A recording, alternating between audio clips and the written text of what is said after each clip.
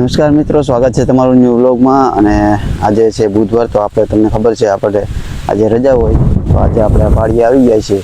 તો તમે જોઈ શકો છો આપણા વાડીનું આપણું ખેતર છે.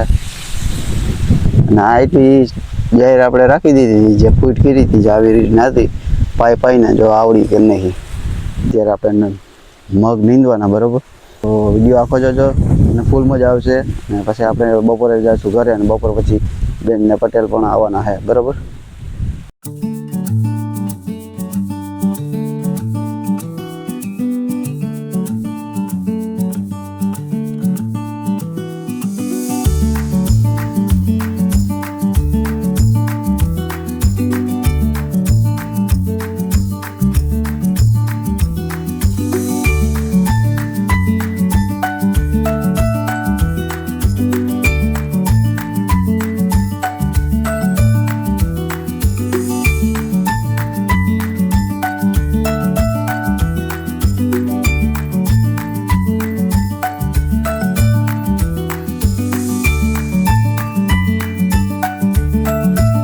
હાલો મિત્રો, જો અમે આવી ગયા છે અમારી વાડીએ.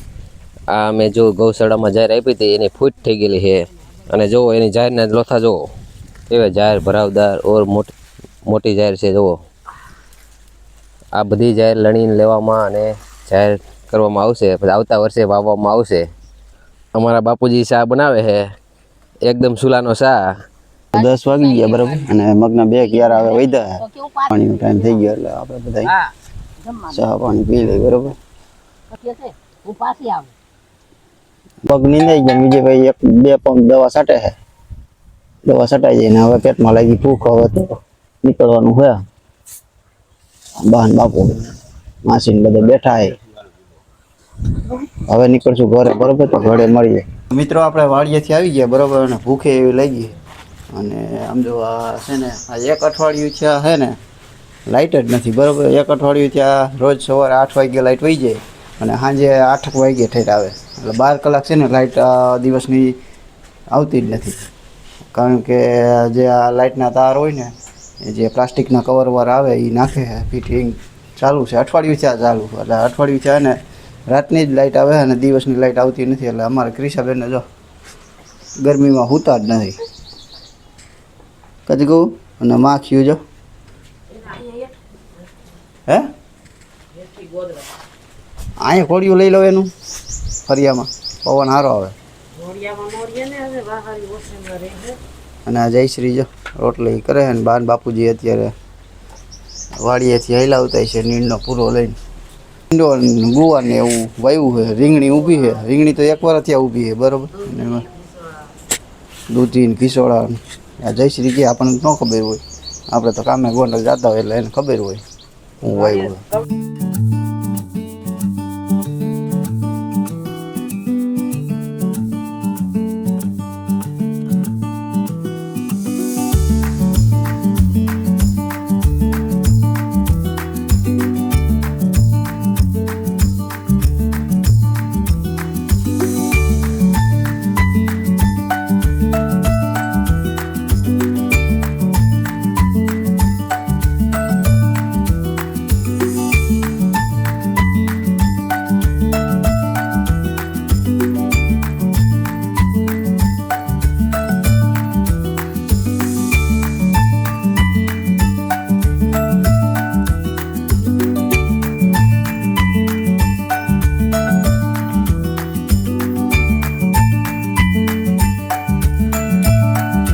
હમણાં થોડી વાર પહેલાં લાઇટ આવી, અને લાઇટ આવી એટલે આપણે મોબાઈલ થોડો ઘણો ચાર્જિંગ કરી દીધો, બરાબર.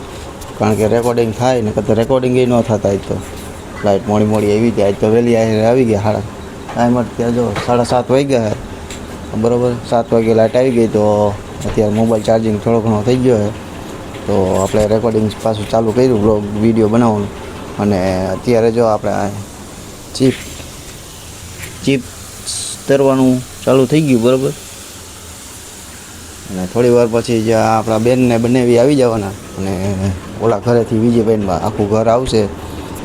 અને સાસુમાં આવેલા છે, તો અત્યારે આ બધી મહેમાન ગતિ અહીંયા રાખવામાં આવી છે. તે આપણે ગાંઠિયા બનાવીને ખવડાવવાના, બરાબર. તો એ આવે એટલે આપણે પાછો વિડીયો જ્યાં ગાંઠિયા બનાવવાનો લોટ ને બોટ ને બધું તૈયારી કરીશું ત્યારે તમને હમણાં થોડી વારમાં બતાવું. હાલો આવી ગયા છે અમારે રાધુબેન ને પરવીન ને એરા મારા પપ્પા ખીર બનાવે છે પણ નાના નથી તો ક્યાંથી કરતા ન હોય તો શાક રોટલી કરી રાખતા જ હોય તો ગાંઠિયા વણવાના હોય. નીકળે બસ. ટક ટક ટક ટક ટક ટક ટક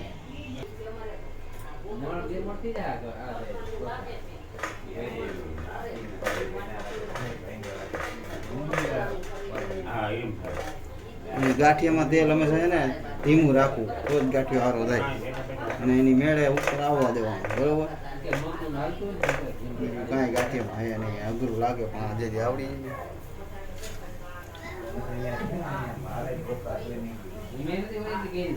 પછી છે ને સેજ તાપ પધારી દેવાનો સેજ બહુ નહીં. એની મેળ ગાંઠિયો જો તમને ક્લોઝમાં બતાવું કેવો ગાંઠિયો.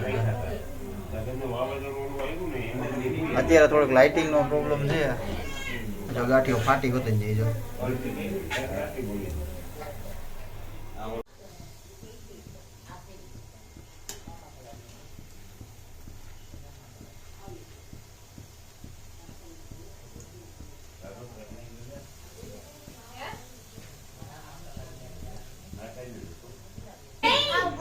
ડાબલી બટા ડાબલી છે ને નીમું ને હા ઈ ને મારો નથી હું ઉપડે જ બેઠો